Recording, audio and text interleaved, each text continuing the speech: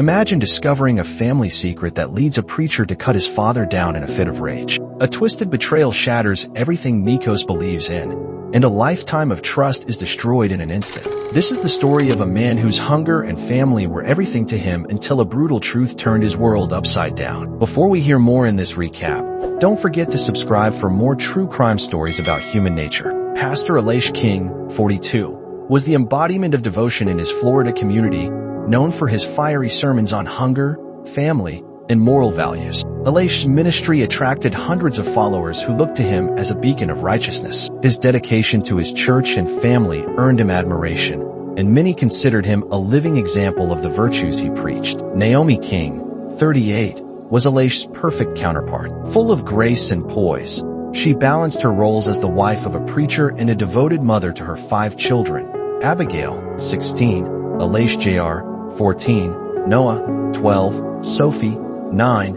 and Make, 6. Naomi's presence in the community was constant. She ran the Sunday school, organized charity drives, and supported Elish's ministry every step of the way. Together, they presented the image of a family blessed with abundance, living a life that others could only aspire to. At the heart of her spiritual foundation was Deacon Henry King, Elish's 65-year-old father, a respected elder in the church. Henry had spent decades as a deacon and as a moral compass for the congregation. His influence on Elish's upbringing was profound. From a very young age, Henry instilled in his son a deep reverence for God, a commitment to family, and a strong adherence to Scripture. Elish often credited his father during sermons, applauding him as the rock on which his family was built. The king's home was vibrant and full of activity. The 16-year-old Abigail was thoughtful and determined in her studies, often helping with the church's youth programs. Elish J., 14, was reserved but attentive, always ready to help during church services. Noah, 12, was the curious and playful spirit of the family, while Sophie, 9, was known for her sensitivity and effort to find joy. The youngest, Make, 6, was the light of the family, devoted to everyone and happily embracing the complexities of life. Sunday dinners at Henry's home were a cherished family tradition. These gatherings often began with scripture reading and sermons led by Henry himself, followed by lively conversations about the church and the community. For Elish, these moments were a prayer, a symbol of the strong bond that united the King family and their shared dedication to their pride. One night during dinner, the King family was gathered around their oak table, enjoying a strange moment of laughter and togetherness. Abigail, the eldest, aged 16, spoke enthusiastically. "For my genealogy project at school, I thought it would be fun if we all did a DNA test. We can find out about our ancestry, maybe even find some relatives." Her younger siblings, EJ, 14, Noah, 12, Sophie, 9, and Make, 6, eagerly chimed in with their guesses about possible real or mysterious family connections. And Elish, always ready to support her children's initiatives, smiled calmly. "That sounds like a great idea. It's something we can do together." Across the table, Naomi's mouse wavered. She reached for her glass of water with her fingers and pulled them back slightly. "I don't know, Abby," she said softly. "These things aren't always accurate and can be invasive." Her voice trailed off as she looked at Henry, who had sat down at the head of the table with his usual serious expression unchanged. "Come on, Naomi," said Elish, ignoring her hesitation. "What's the problem? It's just a fun family activity, and besides, it'll help with Abigail's project." Henry moved away from Naomi, offering her a reassuring smile. "We have nothing to hide." Naomi looked at his expression for a moment before slowly nodding. "Okay," she said, her voice barely above a smile. The children moved away as Elish took out his phone to order the DNA kits. Henry wiped away a tense smile,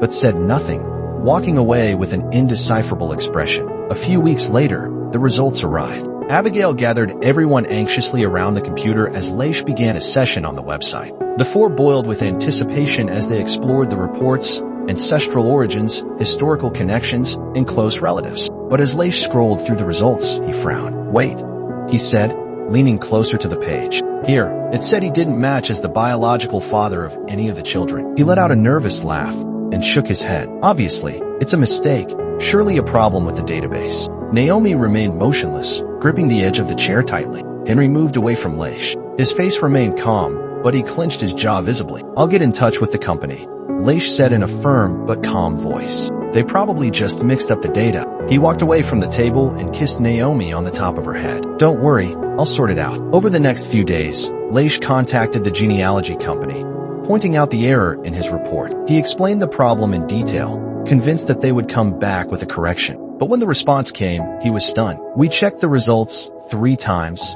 The company representative explained over the phone. There is no mistake. The biological father of the children is not you, and the markers match those of another close neighbor in the samples you sent. Leish's heart sank. He asked them to confirm it again, but the answer remained the same. When he hung up, there was an astonishing silence. The only possible match between the samples sent was his father, Henry. The weight of the revelation overwhelmed him. His mind went back to subtle moments. Henry's frequent visits, the way Naomi remained silent when he was around, her initial resistance to the DNA test. Everything began to take on a terrifying meaning. That night, Leish returned home with the printed DNA results. Naomi was in the living room folding clothes. He threw the papers on the table, his face a mask of rage and disbelief. "Explain this to me," he demanded, his voice cold and steady. Naomi's eyes shifted from the papers to Leish. "What are you talking about?"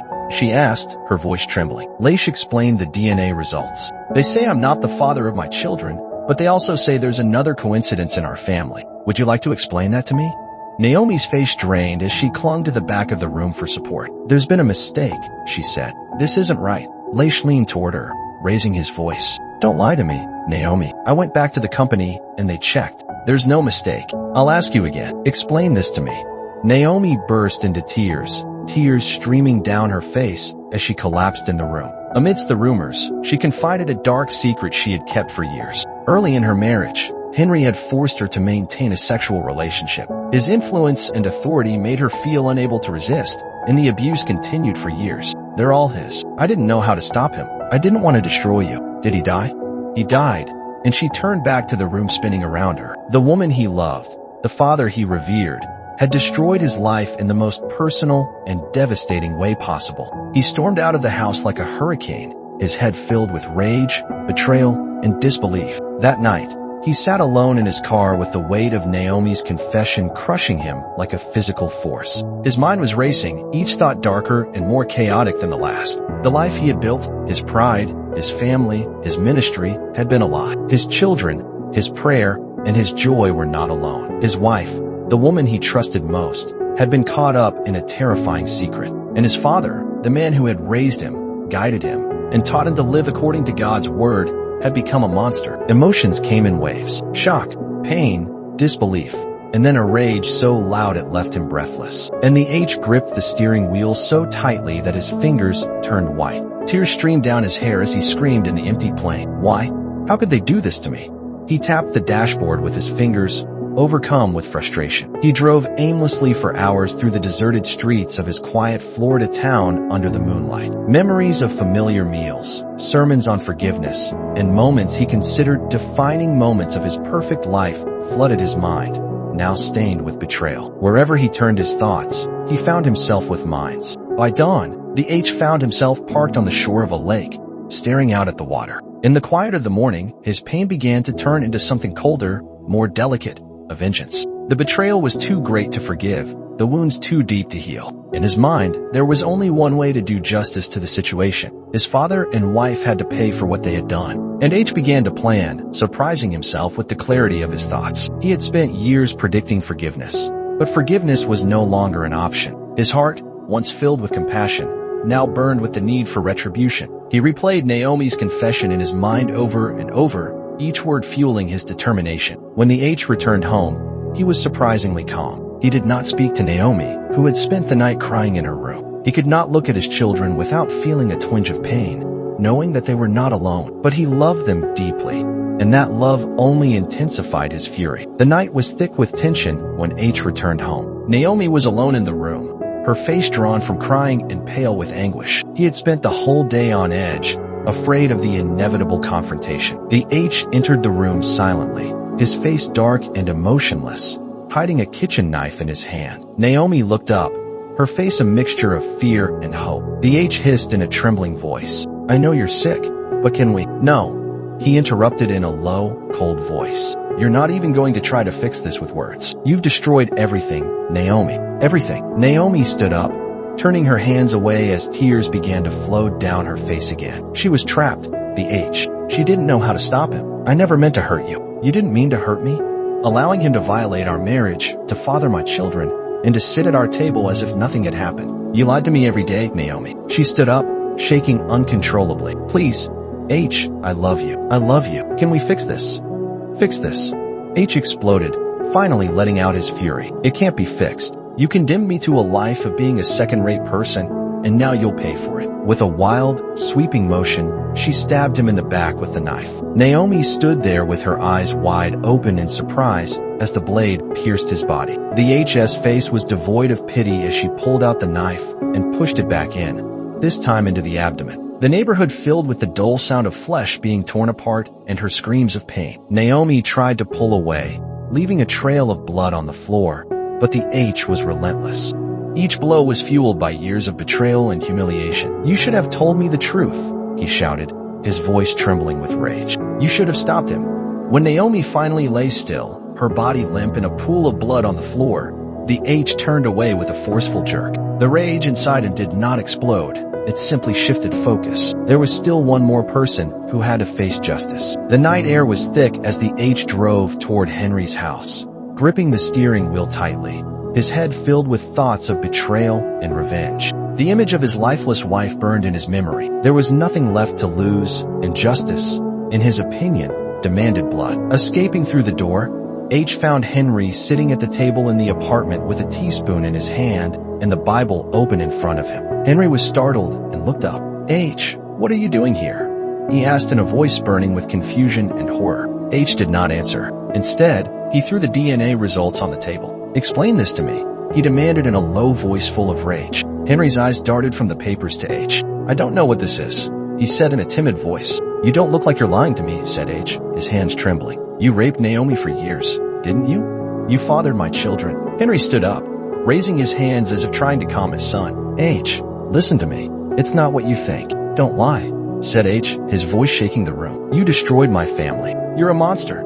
Before Henry could speak again, H swung and broke the knife on his father's side. Henry screamed as he choked backward and clutched the wound. The strap burned his jacket as he tried to support himself, but H didn't stop. With savage precision, he stabbed him again and again, each blow driven by years of pent-up rage. Henry fell to the floor, writhing in pain, his strength rapidly fading. You deserve to feel the pain you caused me, H growled, standing over him. Henry tried to pull away, breathing heavily, but his body was too weak to respond. H crouched beside him with a cold, firm voice. This is for Naomi. This is for the years of lying. This is for my children. Pressing the knife down hard, H began the horrific act of cutting Henry's shadow. Henry's death cries rang throughout the dwelling, his body convulsing as the strap piled up beneath him. In response to the frantic calls of neighbors who had heard the terrifying screams and sounds of struggle, the officers, with their weapons torn, advanced cautiously, waiting for resistance. Instead of him, they found Alaish sitting on Henry's porch,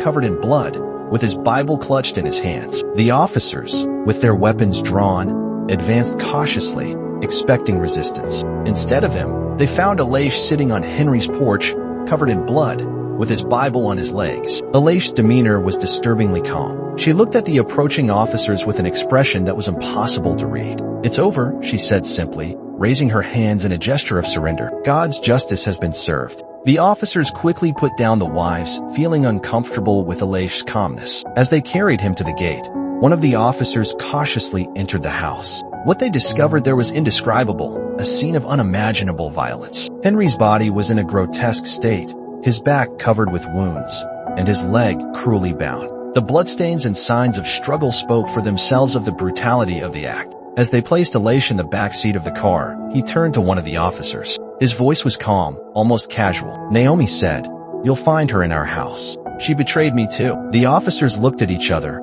horrified to realize the magnitude of what they were facing. They went to Alaish's house and found Naomi exactly as he had described. Her dismembered body lay in the living room, her remains scattered in a gruesome display of fury and methodical violence. At the police station, Alaish gave a detailed and astonishing confession. He spoke with a voice unbearable with emotion. "She lied to me for years," he said of Naomi. "And my father, he ruined everything I believed in. they had to face the consequences. His calm description of the murders stunned investigators. When pressed about his actions, Alaish simply replied, "They destroyed our family. I only finished what they started." The two crime scenes, the brutality of the murders, and Alaish's cold anger shocked the community. What had been their admired preacher had become a figure of terror, leaving behind a devastating legacy of violence and betrayal. Alaish's trial attracted national attention, a story of betrayal, fury, and macabre revenge that kept the public captivated. The courtroom filled with journalists, curious onlookers, and members of Alaish's former congregation, all eager to see how the justice system would handle the preacher-turned-murderer. The defense portrayed Alaish as a man driven mad by unimaginable betrayal. They called psychologists who testified to the trauma he suffered upon discovering the truth about his children's paternity and his father's abuse of Naomi. They described his actions as those of a man driven beyond the limits of human endurance. However, the prosecution focused on the premeditated and brutal nature of the murders, particularly the shocking mutilation of his father. The prosecutors argued that, even though the betrayal he suffered was extreme, it did not justify the magnitude of the violence of his actions. The jury deliberated for several days, underestimating the horrific circumstances surrounding the brutality of Alaish's crimes. In the end, they returned with a guilty verdict on 2 counts of first-degree murder. The judge, recognizing the complexity of the case but bound by the law, sentenced Alaish to life in prison without the possibility of parole. Alaish's children, now orphans, were separated and placed in foster homes, each struggling to come to terms with the horrific truths about their family. The once close King family became a shadow and a reminder of how hidden secrets and betrayal can destroy even the most devoted lives. While Alaish was no longer in the courtroom, he carried his Bible, whispering prayers to a God he believed had guided his actions. To the public, he became a symbol of the destructive power of secrets and fury, a tragic figure who lost everything in his desire for justice. The disappearance of Alaish King, from being a pillar of the faith to becoming a horrific figure, serves as a testament to the destructive power of secrets and betrayal. This story reminds us that even the most devoted individuals are not immune to the chaos that can destroy hidden truths. Do you think Alaish's actions were the inevitable result of betrayal? Or do you think she crossed a line that no amount of pain can justify? If this story has left you questioning everything, don't forget to like and subscribe for more real-life crime cases that expose the darkest sides of humanity.